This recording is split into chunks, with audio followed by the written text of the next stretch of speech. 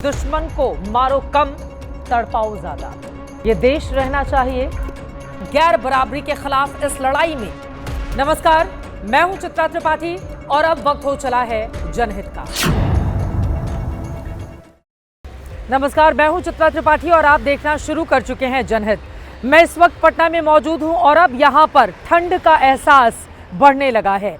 एक वजह यह भी हो सकती है कि चुनाव में तमाम पार्टियों ने अपने प्रचार से जो गर्मी पैदा कर रखी थी उस पर आज शाम 6 बजे से फुल स्टॉप लग गया। बिहार चुनाव के दूसरे चरण का प्रचार थम चुका है। अब सिर्फ 2 बड़ी तारीखें बाकी रह गई हैं। 11 नवंबर जब बाकी 122 सीटों पर वोट डाले जाएंगे और उसके बाद 14 नवंबर जब बिहार में वोटों की गिनती शुरू होगी और ईवीएम से सरकार निकलेगी। तो रैलियों का रेला रुकने से पहले आज कैसा चुनावी शोर था, आखिरी दिन कैसी जुबानी जंग हुई है, उसकी तस्वीरें दिखाते हैं।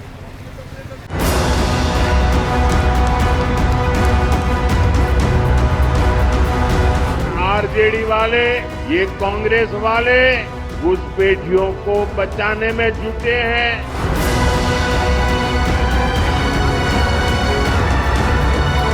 नरेंद्र मोदी में, उनके खून में नफरत है। वो बांटना चाहते हैं, नफरत फैलाना चाहते हैं। राहुल बाबा ने एक यात्रा निकाली थी, बिहार के युवाओं के कल्याण के लिए थी ना भाई। यात्रा थी घुसपैठियों को बचाने के लिए यात्रा निकाला था।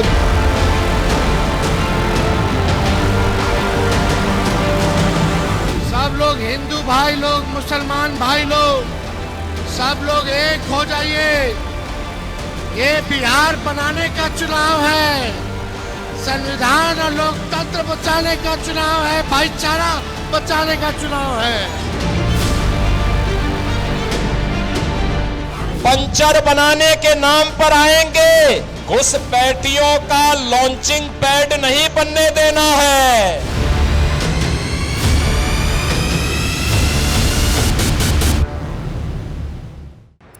बिहार में आज चुनाव प्रचार का सुपर संडे था। प्रचार के आखिरी दिन एनडीए ने पूरी ताकत से महागठबंधन पर हमले किए, खासकर उन मुद्दों पर घेरा जो दूसरे चरण में काफी अहम हैं। महागठबंधन ने भी पलटवार किया, लेकिन पूरी सावधानी भी बरती कि कहीं मुंह से निकली कोई बात चुनावी सेल्फ गोल में तब्दील ना हो जाए।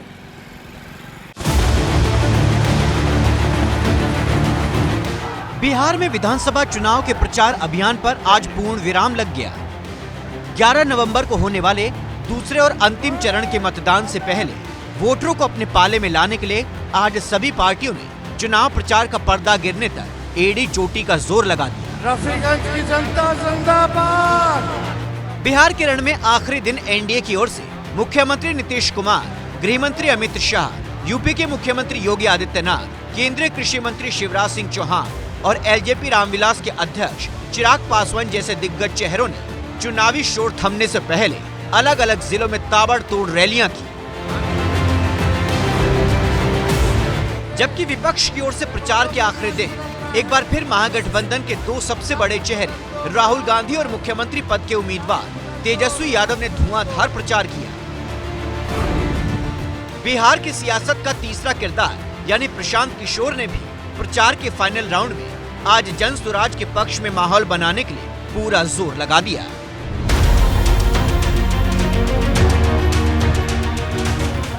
11 नवंबर यानी मंगलवार को दूसरे चरण के चुनाव में बिहार की 122 सीटों पर वोटिंग होनी है। जिन 20 जिलों में मतदान होगा उनका नाम है पश्चिमी चंपारण, पूर्वी चंपारण, शिवहर, सीतामढ़ी, मधुबनी, सुपौल, अररिया, किशनगंज, पूर्णिया, कटिहार, भागलपुर, बांका, जमुई, नवादा, गया, जहानाबाद, अरवल, औरंगाबाद, रोहतास और कैमूर। लेकिन अंतिम फेज में सभी पार्टियों ने सबसे ज्यादा दमखम बिहार के सीमांचल इलाके में लगा रखा था, जहां चुनावी शो का पर्दा गिरने से पहले एक बार फिर एनडीए और महागठबंधन के बीच तीखे बयानों की बौछार का दौर जारी रहा। सासाराम की जनसभा में एक बार फिर बिहार में घुसपैठियों का मुद्दा लहराया। आज केंद्रीय गृह मंत्री अमित शाह ने आरजेडी और कांग्रेस को बिहार में घुसपैठियों की समस्या का जिम्मेदार ठहराया। राहुल बाबा कभी 15 दिन तक धूल नहीं फाकते। यात्रा किसके लिए थी? बिहार के युवाओं के कल्याण के लिए थी, ना भाई बिहार के दलितों के लिए थी, ना यात्रा थी घुसपैठियों को बचाने के लिए यात्रा निकाला था, घुसपैठियों को बचाने के लिए। वहीं लोकसभा में नेता प्रतिपक्ष राहुल गांधी ने आज सीमांचल के 2 जिलों पूर्णिया और किशनगंज में जनसभा की, जहां राहुल ने पीएम मोदी पर व्यक्तिगत हमला करके चुनावी माहौल को गरमा दिया। हालांकि आज आरोप प्रत्यारोप को किनारे रखकर तेजस्वी यादव ने पूरा फोकस सिर्फ बिहार के मुद्दों और अपने चुनावी वादों पर बनाए रखा। 4000 किलोमीटर भारत जोड़ो यात्रा की, उसमें एक ही मैसेज था, नफरत के बाजार में मोहब्बत की दुकान खोलनी है। और वो कहते हैं कि हमें नफरत का बाजार खोलना है। पेंशन 1500 रुपया, और किसान भाई लोग जो सिंचाई के लिए बिजली का इस्तेमाल करते हैं, बिजली फ्री कर दिया जाएगा। आप लोगों से बस आशीर्वाद प्यार चाहिए। दरअसल तेजस्वी को अंदाजा है कि पीएम या सीएम पर निजी बयानबाजी को अगर बीजेपी ने तूल दिया तो उनका बना बनाया काम बिगड़ सकता है, क्योंकि दूसरे चरण में ज्यादातर सीटों पर बीजेपी और आरजेडी के बीच ही असल मुकाबला है।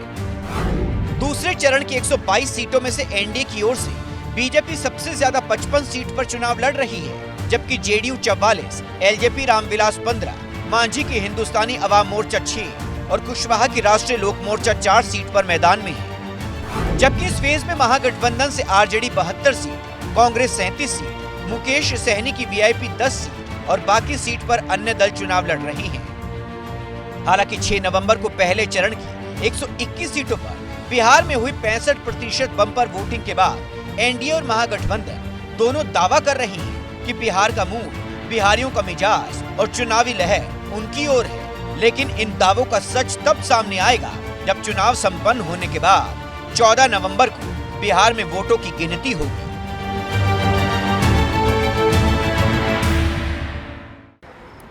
बिहार के चुनाव प्रचार के क्लोजिंग डे पर घुसपैठ और घुसपैठियों का मुद्दा हावी रहा।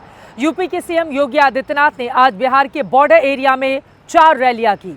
योगी ने सारे घुसपैठियों को पंक्चर वाला बताकर इसे 80-20 का टर्न देने की कोशिश की। वहीं गिरिराज सिंह ने फिर कहा कि बोगस वोटिंग रोकने के लिए बुर्का उठाना जरूरी है। सीएम योगी का कारवां अररिया से नरपतगंज विधानसभा क्षेत्र पहुंचा। वहां से सुपौल के छातापुर के लिए निकला और बिहार विधानसभा में योगी के प्रचार का समापन मधुबनी की 20वीं विधानसभा में हुआ। जिन 3 जिलों में सीएम योगी की मौजूदगी थी वो नेपाल की सीमा से सटे हैं, जहां अवैध घुसपैठ बड़ा मुद्दा है। चारों ही जगह बुलडोजर की गरज और हिंदुत्व की हुंकार से सीएम योगी ने दूसरे चरण के लिए ध्रुवीकरण के मुद्दे को और धार दे दी है। बहनों और भाइयों, नरपतगंज में कमल खिलना चाहिए। नरपतगंज को घुसपैठियों का लॉन्चिंग पैड नहीं बनने देना है। पंचर बनाने के नाम पर आएंगे, विकास का ही पंचर कर डालेंगे। बिहार के विकास में अब कोई भी बैरियर नहीं बनने देना है। ये कांग्रेस हो या आरजेडी, ये सभी रामद्रोही हैं। बहनों और भाइयों, जो भारत माता की जय नहीं बोल सकता हो, जो भारत माता की जय न बोल सकता हो, जो भगवान राम का विरोध करता हो, क्या उसको वोट देना चाहिए क्या? योगी जी का जय श्री राम। एक तरफ योगी ने मां जानकी की धरती पर राम मुद्दे को धार दी, तो सीमांचल रीजन में उनका भाषण अवैध घुसपैठ पर था। यानी जाति की राजनीति वाले बिहार के इन 2 रीजन में धर्म की बिसात बिछाई जा चुकी है। जय श्री राम। मिथिलांचल में मां जानकी के भव्य मंदिर निर्माण के जरिए बीजेपी हिंदू वोटरों को अपने पाले में बनाए रखने की कोशिश कर रही है, जबकि सीमांचल में भले ही मुस्लिम वोटर्स ज्यादा है, लेकिन महागठबंधन के साथ साथ वहां दावेदारी ओवैसी की भी है, यानी मुस्लिम वोट्स बंटने की संभावना है। जबकि एनडीए हिंदू वोटरों को गोलबंद कर सीमांचल में बड़ी जीत तलाश रही है। बीजेपी के इस मिशन में सिर्फ योगी ही नहीं, केंद्रीय मंत्री गिरिराज सिंह भी उतर चुके हैं। उन्होंने सीमांचल में बुर्के का जिन फिर से जिंदा कर महागठबंधन के पाले में गेंद डाल दी। क्या जब जाती हैं आधार कार्ड बनवाने तो बुर्का पहन के जाती हैं, जब सरकारी योजनाओं का लाभ लेना होता तो बुर्का पहन के जाती हैं। राजनीतिक बुर्का लगा करके बोगस वोट करना चाहती हैं।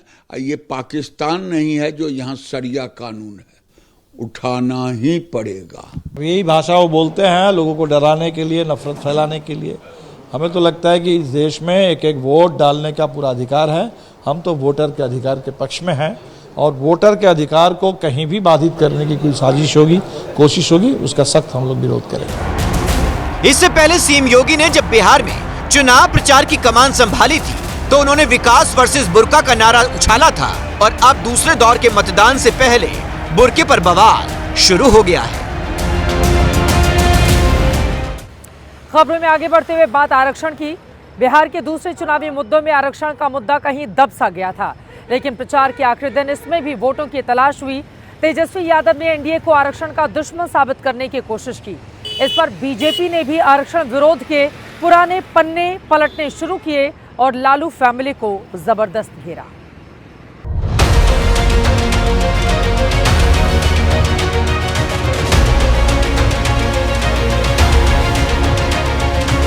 बिहार में आरक्षण का मुद्दा जात पात के मुद्दे के साथ साथ ही चलता है, कभी थोड़ा आगे तो कभी थोड़ा पीछे।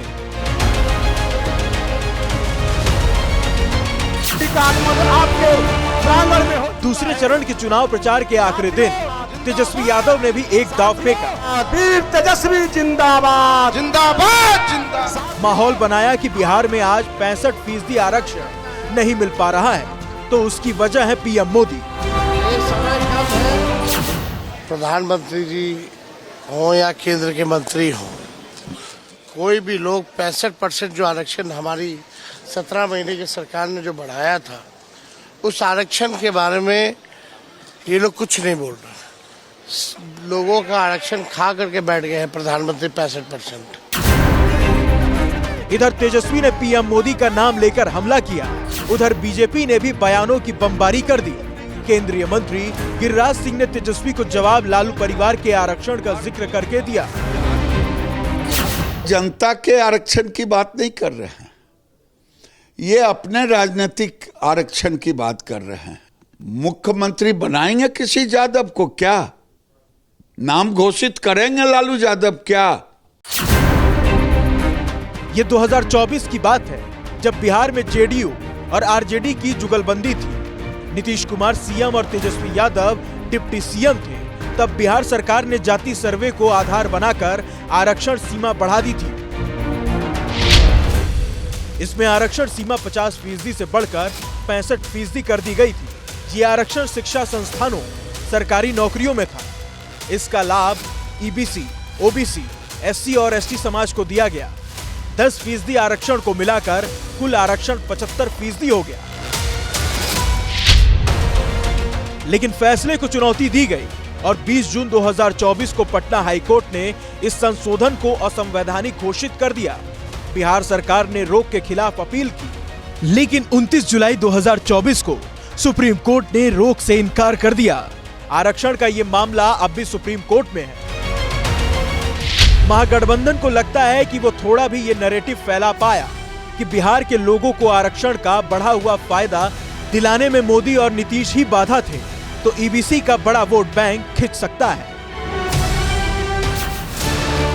आरक्षण को लेकर तेजस्वी की तरफ से बड़ी बड़ी बातें हुई, तो बीजेपी ने भी अतीत के पन्ने खोलने शुरू कर दिए और फिर इसमें लालू परिवार को घसीटा। तुम्हारे माताजी पिताजी ने एक आरक्षण दिया है क्या? किसको दिया आरक्षण?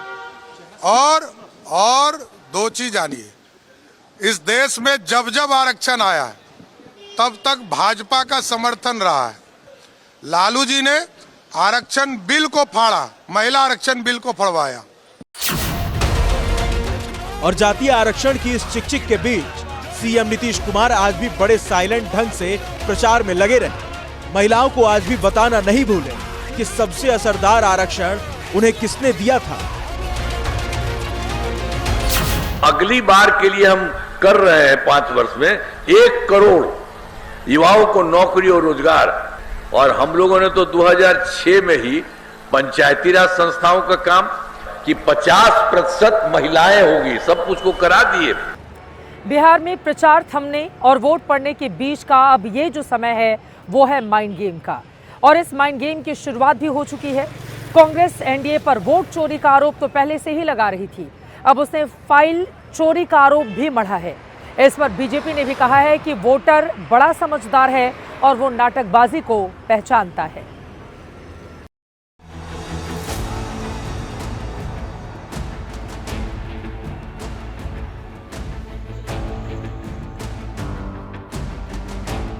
कई मंत्रियों ने पैकिंग शुरू कर दी घर खाली करने के लिए, और सुना है फाइलें भी गायब की जा रही। मोदी जी, अमित शाह जी और ज्ञानेश जी जॉइंटली पार्टनरशिप बना के करते हैं। मैं राहुल जी आपसे कहना चाहता हूँ, वोट चोरी हो गई, लिखकर आप चुनाव आयोग को दो।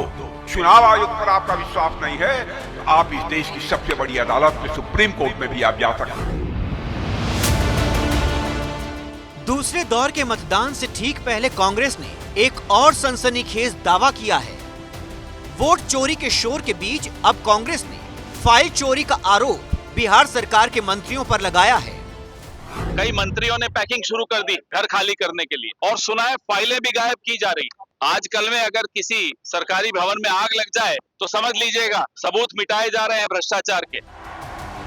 यह आरोप चुनावी पैंतरा है या फिर इसमें कोई सच्चाई है?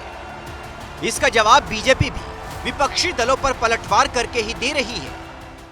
देखिए, पवन जी को सीरियसली कांग्रेस पार्टी तो लेती नहीं है, बिहार की जनता क्या सीरियसली लेगी? सुबह सुबह उठते हैं, जो मन आता है आरोप प्रत्यारोप कर देते हैं। कोई फुटेज है, कोई फोटो है, कोई वीडियो हो तो साझा करिए। निराधार बेबुनियाद बात करने को वो एक्सपर्ट हो गए हैं। इतना तय है कि चुनाव क्लाइमैक्स तक पहुंच चुका है और जुबानी जंग चरम पर पहुंच गई है। बिहार चुनाव के पहले चरण में 65% यानी बम्पर वोटिंग हुई। महागठबंधन और एनडीए दोनों ही पक्ष जनता की बढ़ती भागीदारी पर बेहद उत्साहित हैं और अपनी अपनी डब्बी और अपना अपना राग अलाप रही हैं। चुनाव का अंतिम दौर पूरी तरह से माइंड गेम में बदल गया है।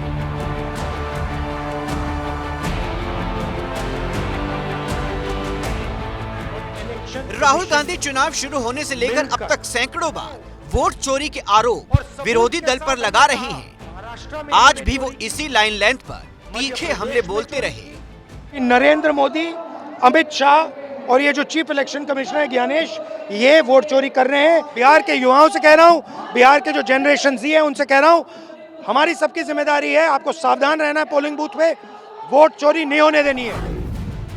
राहुल गांधी ने वोट चोरी के दावों को लेकर हाल ही में एक प्रेजेंटेशन भी दिया था। तब पहले दौर की वोटिंग को महज एक दिन ही शेष बचा था। इस बार भी कुछ यही रणनीति दिखाई दे रही है। राहुल गांधी को घेरने के लिए आज रक्षा मंत्री राजनाथ सिंह ने मोर्चा संभाला। मैं राहुल जी आपसे कहना चाहता हूँ, वोट चोरी हो गई, लिखकर आप चुनाव आयोग को दो। चुनाव आयोग पर आपका विश्वास नहीं है तो आप इस देश की सबसे बड़ी अदालत में, सुप्रीम कोर्ट में भी आप जा सकते हो, आप जाओ। और अब बात किराए के वोटरों की। इस चुनावी आरोप ने बिहार की पिक्चर में आज ही एंट्री ली है। आरोप लगाए गए हैं कि बिहार चुनाव के पहले चरण में वोटिंग के लिए दूसरे राज्यों से वोटरों को लाया गया और इसके लिए स्पेशल ट्रेनें तक चलाई गईं। स्पेशल ट्रेनों से वोटरों को लाने के आरोप में कितना दम है वो आपको भारतीय रेलवे ने जो सफाई दी है उससे भी समझ में आएगा।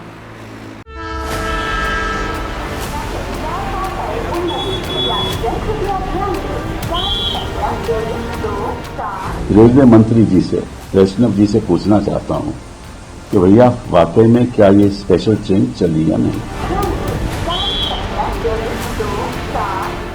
अगर ये चली तो सरकार ने स्पेशल ट्रेन हरियाणा से क्यों चलाया?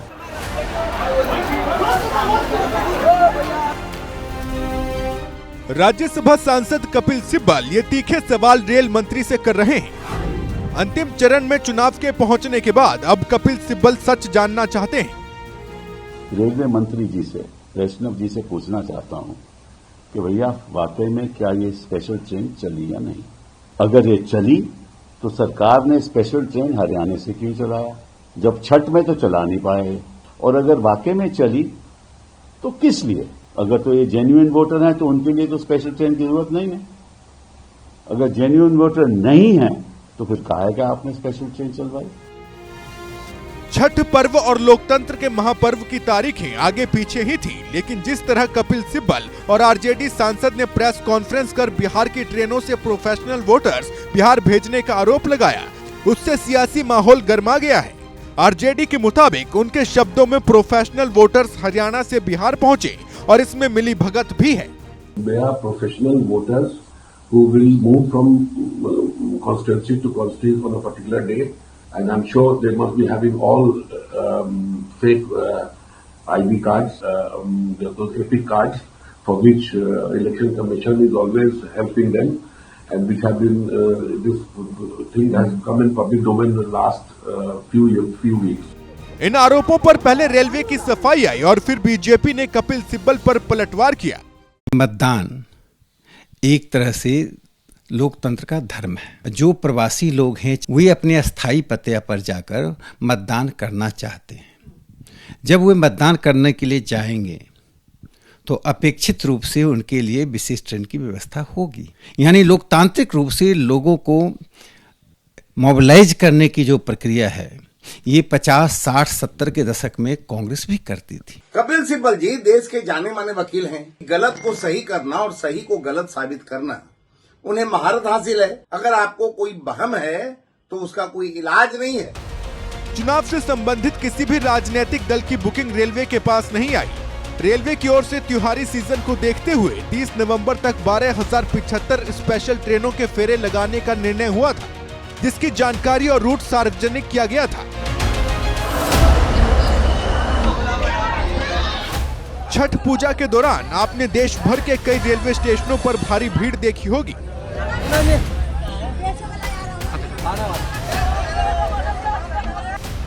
रेलवे अक्सर त्योहारों के मौके पर चाहे दिवाली हो या छठ पूजा स्पेशल ट्रेनें चलाती आई है, लेकिन विपक्ष के कई नेता बीजेपी और रेल मंत्रालय पर प्रवासियों को मतदान के लिए विशेष ट्रेन से बिहार भेजने का आरोप लगातार मढ़ रहे हैं।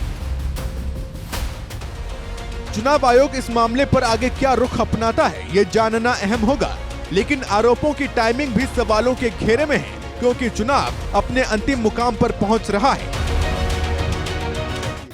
और अब बात लालू यादव के उन दोनों लाल की जो विधानसभा चुनाव में आमने सामने हैं। लालू परिवार की अंदरूनी कलह तेज प्रताप की जान को खतरे तक जा पहुंची है और अब बीजेपी ने भी इसमें सुरक्षा और सहानुभूति का मरहम लगाया है।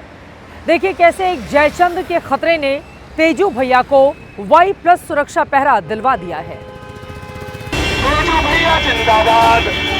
जहानाबाद में खुली जीप पर सवार तेज प्रताप यादव और साथ में चल रहा Y कैटेगरी का सुरक्षा चक्रव्यूह। जब तेज प्रताप यादव से इस बारे में सवाल किया तो उन्होंने चौंकाने वाला खुलासा किया। हाँ, क्योंकि मेरे ऊपर खतरा है ना, मेरा हत्या भी लोग करा देगा। अब है दुश्मन सब लगा हुआ है ना। जयचंद के सवाल को दुश्मन लोग से जोड़कर तेज प्रताप ने तीर तेजस्वी के खेमे में छोड़ दिया है। तेज प्रताप ने यह खुलासा तब किया जब शनिवार को ही उन्हें Y कैटेगरी की सुरक्षा मिली। सूत्रों के मुताबिक तेज प्रताप को केंद्रीय गृह मंत्रालय की तरफ से Y कैटेगरी की सुरक्षा प्रदान की गई है, जिसके तहत उनके साथ CRPF के जवानों की तैनाती की गई है। तेज प्रताप को Y कैटेगरी की सुरक्षा के साथ साथ एनडीए नेता उनके पक्ष में सहानुभूति वाले बयान भी दे रहे हैं। तेजस्वी का तेज तो तेज प्रताप ने खत्म कर दिया है। पहले अपना आरक्षण तय कर लें और भाई को तो आरक्षण से निकाल दिए। तेज प्रताप को सुरक्षा की जरूरत है हर आदमी के लिए, तो सुरक्षा किसी को मिलती है। तेज प्रताप को मुद्दा बनाकर एनडीए ने लालू परिवार को धर्म युद्ध में फंसाने की कोशिश की तो बहन ने भी सामने आकर साफ कर दिया, परिवार का फोकस फिलहाल तेजस्वी के बिहार विजय का मिशन है। तेज प्रताप के सुरक्षा का मामला बिहार का मुद्दा नहीं है। बिहार का मुद्दा बेरोजगारी और पलायन है। मगर उन्होंने कहा कि मुझे खतरा है, तो खतरा है तो सरकार ने उनको सुरक्षा दी है ना।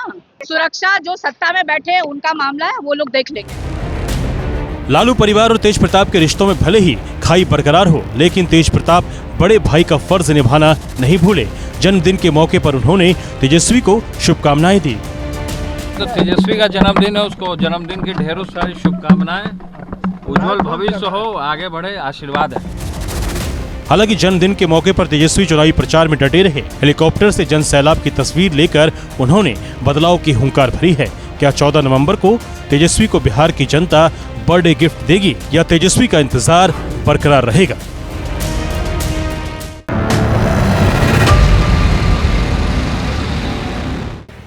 और अब आज का जनहित स्पेशल। रहनुमा, ये लफ्ज उर्दू का है जिसका हिंदी में अर्थ होता है रास्ता दिखाने वाला नेता। उर्दू वो जुबान है जो आमतौर पर मुसलमानों से जोड़ी जाती है। ऐसे में जनहित में आज बात उन नेताओं की करेंगे जो खुद को बिहार के मुसलमानों का रहनुमा बताते हैं। बिहार में दूसरे और अंतिम चरण के चुनाव में उस सीमांचल इलाके में भी मतदान है जहां करीब आधी आबादी मुसलमानों की है, जहां के मतदाता सही मायने में पाटलिपुत्र की सत्ता के भाग्य विधाता माने जाते हैं। लेकिन सबसे बड़ा सवाल तो यह है कि इस बार सीमांचल के मुसलमान अपना रहनुमा किसे चुनेंगे। देखिए।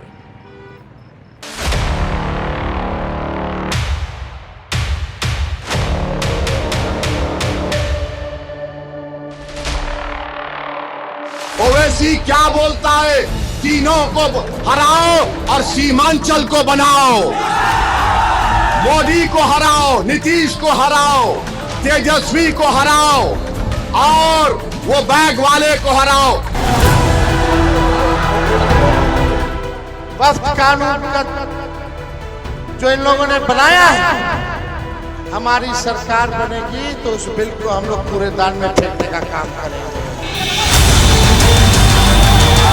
जनसुराज ये कह रहा है कि भैया भाजपा से मत डरो, अल्लाह से डरो और हक के साथ खड़े रहो, अपने बच्चों के साथ।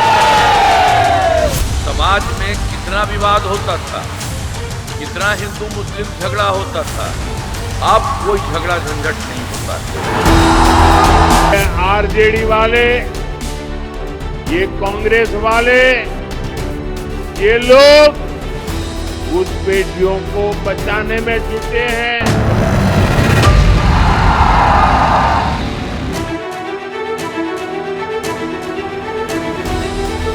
किशनगंज, अररिया, पूर्णिया और कटिहार बिहार के वो 4 जिले जिसे देश और दुनिया सीमांचल के नाम से जानती है। पूरब में पश्चिम बंगाल और उत्तर में नेपाल से सटे इस इलाके को जिसने जीत लिया, समझिए बिहार की सत्ता का सिंहासन भी उसे मिल गया।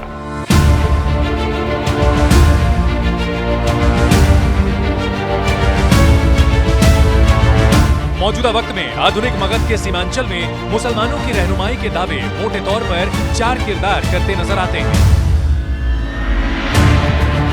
पहले असदुद्दीन ओवैसी, दूसरे तेजस्वी यादव और राहुल गांधी की जोड़ी, तीसरे प्रशांत किशोर और चौथे नीतीश कुमार।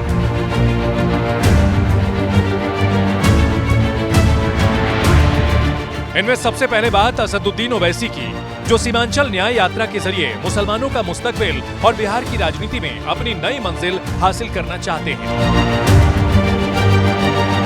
जिन्हें घेरने के लिए महागठबंधन ने बिहार ही नहीं उत्तर प्रदेश के मुस्लिम नेताओं की फौज भी उतार रखी है। लेकिन ओवैसी हैं कि वो मैदान छोड़ने के बजाय आरजेडी और कांग्रेस को एक बार फिर पटखनी देने का दम भर रहे हैं। जब से सीमांचल में आई, सबकी नींद हराम हो चुकी है। जो कोई आता है, हर मोदी से लेके अमित शाह से लेके नीतीश कुमार, तेजस्वी, कांग्रेस, एक नई पार्टी आई वो भी। ओवैसी क्यों आता? ओवैसी को हैदराबाद से आने की क्या जरूरत है? अरे क्या बिहार तुम्हारे बाप का है क्या? ये तेवर उन ओवैसी साहब के हैं जो चुनाव से पहले आरजेडी से गठबंधन की मिन्नतें कर रहे थे, महज 6 सीटें देने की गुहार लगा रहे थे। लेकिन लालू यादव ने ओवैसी की गुजारिशों को सरेआम अनसुना कर दिया। ऊपर से तेजस्वी यादव ने ये तक कह दिया कि हमारे गठबंधन में एक्सट्रीमिस्ट यानी चरमपंथी की कोई जगह नहीं है। बस फिर क्या था, इस अपमान की आग में झुलस रहे ओवैसी ने भी 2020 की तरह 2025 में भी तेजस्वी को क्लीन बोल्ड करने की ठान ली है। हम तेजस्वी को बोलेंगे, बाबू एक्सट्रीमिस्ट को तुम जरा अंग्रेजी में लिख के बता दो। अगर रसूलुल्लाह सल्लल्लाहु अलैहि वसल्लम का उम्मती होना एक्सट्रीमिस्ट है तो सुन तेजस्वी, मुझे फख्र है कि मैं आका का उम्मती हूं। अगर तुम सांप को दूध पिलाओगे, ये सांप इजहार रस्वी को डस चुका है, कहीं ये कोचा दामन और सीमांचल की जनता को ना डसे। ओवैसी ने पिछली बार सीमांचल में चमत्कार कर दिखाया था। इस इलाके में 24 में से 5 सीटों पर उनकी पार्टी AIMIM ने जीत हासिल की थी। महागठबंधन से मुस्लिम वोट झटकने का अंजाम ये हुआ कि 2020 में बीजेपी यहां 8 सीटों पर जीत गई। जेडीयू के खाते में 4 सीटें आईं, जबकि कांग्रेस को 5 सीटें मिली। वहीं आरजेडी सिर्फ 1 सीट पर सिमट गई। उसकी एक और सहयोगी CPI-ML को भी 1 सीट नसीब हुई। हालांकि बाद में ओवैसी के 4 विधायकों ने लालटेन थाम लिया। उसके बाद आरजेडी ने सीमांचल के मुसलमानों को ये पैगाम देना शुरू किया कि आपने AIMIM को वोट देकर गलती कर दी। ऐसे में 2025 में ऐसी चूक मत करना, वरना फिर बीजेपी आ जाएगी। जिस पर ओवैसी भी सीमांचल के मुसलमानों से पूछ रहे हैं कि रहनुमा खुद बनोगे या फिर ताउम्र आरजेडी कांग्रेस को चुनते रहोगे। कोई बिहार में कहता है कि अब के बार मल्ला का बेटा डिप्टी चीफ मिनिस्टर होगा, तो मैं पूरे आप तमाम से एक सवाल और एक फिक्र देकर जाना चाहता हूं कि क्या आदम का बेटा मुख्यमंत्री नहीं हो सकता? क्या अब्दुल का बेटा मुख्यमंत्री नहीं हो सकता? बिहार में मुस्लिम वोट बैंक सरकार बनाने और बिगाड़ने की हैसियत रखता है। पूरे राज्य में करीब 17.7% मुसलमान हैं, तो सीमांचल की आबादी में इनकी हिस्सेदारी 47% है। किशनगंज में करीब 68%, अररिया में 43%, पूर्णिया में 38.5% और कटिहार में 44.5%। नारे तकबीर! नारे तकबीर! यही वजह है कि हैदराबाद के ओवैसी भाईजान की नजर इस इलाके पर 2015 के चुनाव से ही है। हालांकि उस चुनाव में वो खाली हाथ ही रहे, लेकिन उनकी पार्टी ने अक्टूबर 2019 में किशनगंज विधानसभा उपचुनाव जीतकर अपना खाता खोला। फिर 2020 में 5 सीटों पर जीत मिली तो ओवैसी के हौसले और बुलंद हो गए।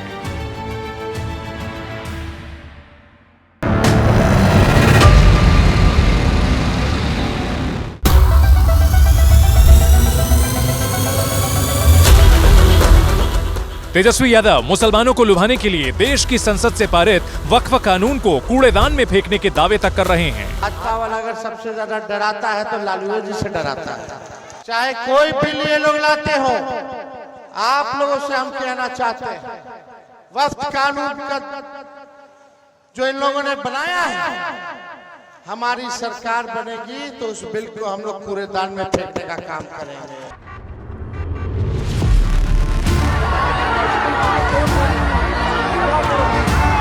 सीमांचल के मुसलमान फिर से ओवैसी के साथ ना चले जाएं, इसके लिए महागठबंधन के समर्थन में यूपी के मुस्लिम चेहरों ने भी खूब पसीना बहाया है। बिहार के इस इलाके में शायर और कांग्रेस के राज्यसभा सांसद इमरान प्रताप गढ़ी आए, समाजवादी पार्टी की सांसद इकरा हसन आए, मरहूम बाहुबली मुख्तार अंसारी के भाई और मौजूदा सांसद अफजाल अंसारी भी आए। मान आकर के सीमांचल में जो प्रत्याशी चुनाव लड़ रहे हैं उनको गालियां दे रहे हैं, उनको फिरौन बोल रहे हैं, उनको नमरूद बोल रहे हैं। ये बर्दाश्त नहीं किया जाएगा। सीमांचल के बेटों को गाली बर्दाश्त नहीं की जाएगी। इसीलिए मेरा नारा है सीमांचल जिंदाबाद। कि वोट डालने से पहले ये सोचिए कि क्या वो सरकार बना सकते हैं। अगर वो सरकार के नजदीक पहुंचते हैं तो आप बेशक वोट उन्हें दे दीजिए, लेकिन वो नहीं पहुंचेंगे। उन्हें अगर वोट दिए जाएंगे, बटेंगे अगर हमारे वोट, तो सरकार फिर से भाजपा की बनेगी। और इस अपने इन वोटों को, अपनी ताकत को बटने नहीं दीजिए। इन तकरीरों के अंजाम का इंतजार है। फिलहाल चुनाव प्रचार के अंतिम दिन सीमांचल में राहुल गांधी ने भी दस्तक दी है, लेकिन उनकी जुबान पर कांग्रेस का पारंपरिक बीजेपी का हिंदुत्व विरोधी मिथक नहीं, बल्कि कथित वोट चोरी छाई रही। लोकसभा का चुनाव चोरी किया है और अब ये बिहार का चुनाव चोरी करने की कोशिश कर रहे हैं। तो आपको सावधान रहना है, पोलिंग बूथ पे सावधान रहना है, क्योंकि ये पूरा दम लगाकर बिहार का चुनाव चोरी करने की कोशिश करेंगे। राहुल गांधी को लगता है कि सीमांचल और बिहार के नौजवान उनकी वोट चोरी वाली दलीलों पर यकीन करेंगे। ऐसे में उनके दावे के इम्तिहान का नतीजा भी बस आने वाले शुक्रवार को ही आ जाएगा। बिहार की राजनीति में कांग्रेस को आरजेडी के पिछले रुख का टैग मिला हुआ है, लेकिन ये भी एक सच है कि सीमांचल इलाके में कांग्रेस का प्रदर्शन बेहतर रहा है। सालों तक कांग्रेस के नेता सेक्युलरिज्म की बात कर मुसलमानों की रहनुमाई करते रहे हैं, लेकिन बदलते वक्त के दौर में अब राहुल गांधी यहां पर वोट चोरी का मुद्दा लेकर जनता के बीच पहुंचे हैं। सीमांचल का मुसलमान अभी भी कांग्रेस का हाथ थामेगा। बिहार की राजनीति में मुस्लिम वोट पर लालू यादव की आरजेडी का कॉपीराइट माना जाता है, जिसे इस बार झुठलाने के लिए जनसुराज के प्रशांत किशोर भी शिद्दत से लगे हुए हैं। इस कवायद में वो सीमांचल के मुसलमानों से बार बार बीजेपी के बजाय अल्लाह से डरने और तेजस्वी यादव के सियासी मुस्तकबिल को रोशन करने के लिए लालटेन में तेल बनकर जलने से बचने की अपील भी कर रहे हैं। मुसलमानों से बस इतना ही कहेंगे कि भाजपा से डरकर आपने बहुत दिन वोट दे दिया। आप इस्लाम की बात में बताई हुई बात को मानिए। दूसरे दल वाले कह रहे हैं कि भाजपा से डरिए और हमको महागठबंधन को वोट दीजिए, ओवैसी कह रहे हैं हमको वोट दीजिए। जनसुराज कह रहा है कि भाजपा से मत डरिए, अल्लाह से डरिए। भाजपा से डर के बातिलों के साथ, जिन लोगों ने आपके बच्चों का जीवन बर्बाद किया है, उनके साथ खड़ा मत होइए। प्रशांत किशोर ने इस चुनाव में 21 मुसलमानों को टिकट दिया है, जो उनके चुनाव पूर्व के आबादी के हिसाब से टिकट में भागीदारी के दावे से आधा ही है। फिर भी जिस तरह से उन्होंने मुसलमानों के बीच रोजी रोटी और बच्चों के भविष्य की अलग जगाई है, अगर उसका असर हुआ तो यकीनन नुकसान महागठबंधन को ही होगा। सीमांचल और पूरे बिहार के मुसलमानों के सामने इस बार प्रशांत किशोर के रूप में एक नया विकल्प है। वो जनसुराज की नींव रखने से लेकर अब तक बार बार मुसलमानों से अब और आरजेडी के लालटेन का किरोसिन न बनने की गुजारिश करते रहे हैं। वो महागठबंधन के उस कथित हवा से भी मुसलमानों को सावधान करते रहे हैं, जिसमें बीजेपी को मुसलमानों के वजूद के लिए खतरा बताने की कोशिश होती रही है।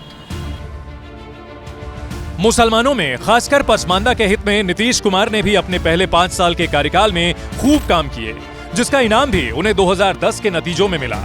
लेकिन 2020 आते आते ऐसा लगा मानो मुसलमानों ने उनसे तौबा कर ली है। 2020 के विधानसभा चुनाव में बिहार के 76% मुसलमानों ने जहां महागठबंधन के पक्ष में मतदान किया, वहीं सिर्फ 5% ने नीतीश कुमार की अगुवाई वाले एनडीए को वोट दिया, जबकि 19% मुस्लिम वोट अन्य उम्मीदवारों और गठबंधन के हिस्से में गए। नीतीश कुमार की राजनीतिक छवि हमेशा ही एक सेकुलर नेता की रही है। साल 2005 से 10 के बीच उन्होंने हिंदू मुस्लिम विवाद को निपटाने के लिए काफी सारे कदम उठाए, लेकिन नीतीश कुमार ने 2 बार गठबंधन की छतरी क्या बदली, मुसलमान उनसे दूर होते चले गए। और शायद इसी वजह से नीतीश कुमार भी अल्पसंख्यकों से मायूस होते चले गए। यही वजह है कि पहली बार ऐसा हुआ है कि नीतीश कुमार ने इतने कम मुसलमानों को चुनाव मैदान में उतारा है। लेकिन फिर भी जब राजनीतिक रैलियों में नीतीश कुमार पहुंच रहे हैं और वहां पर कामों की बात हो रही है, तो वो अल्पसंख्यक समुदाय के लिए किए गए कामों की फेरिस्त गिनाकर ये बताने की कोशिश कर रहे हैं कि वो आरजेडी से ज्यादा मुसलमानों के हितैषी हैं। इस चुनाव में शायद ही कोई रैली हुई जिसमें नीतीश कुमार ने मुस्लिम हित में लिए गए फैसलों को ना गिनाया हो।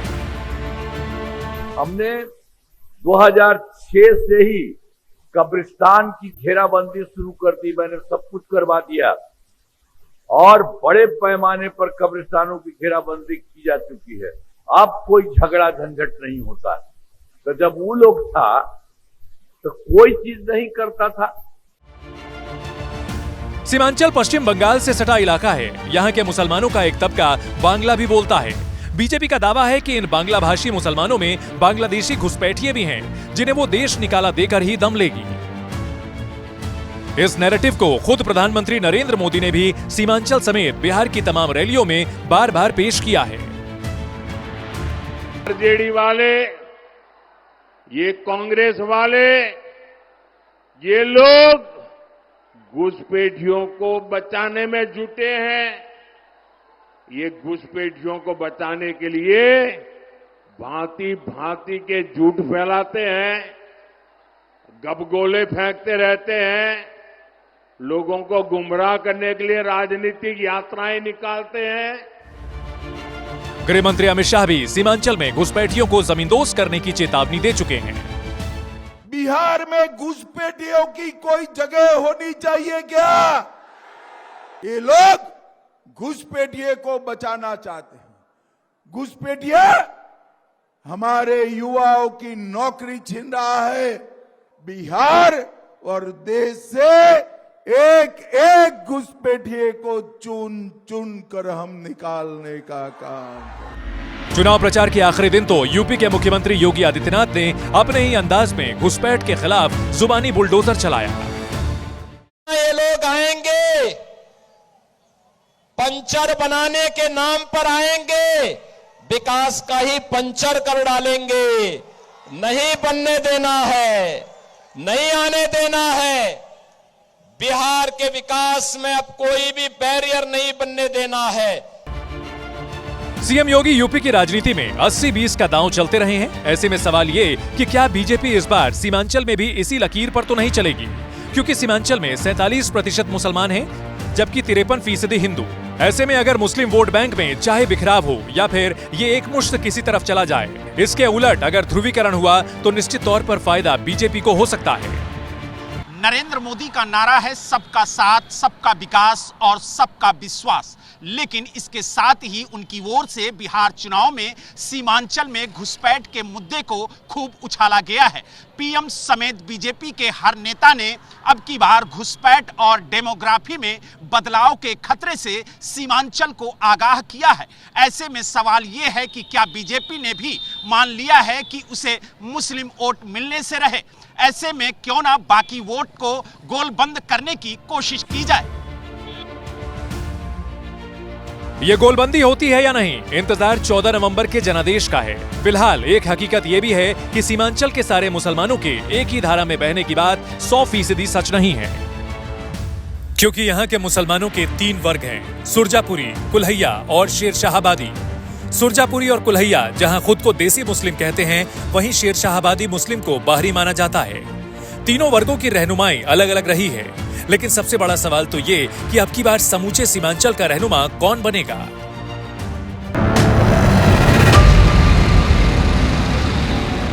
और अब आज का जनहित मंत्र।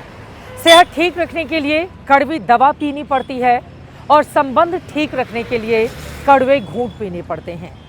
इसी के साथ जनहित में आज के लिए बस इतना ही। देश और दुनिया की तमाम खबरों के लिए आप देखते रहिए एबीपी न्यूज।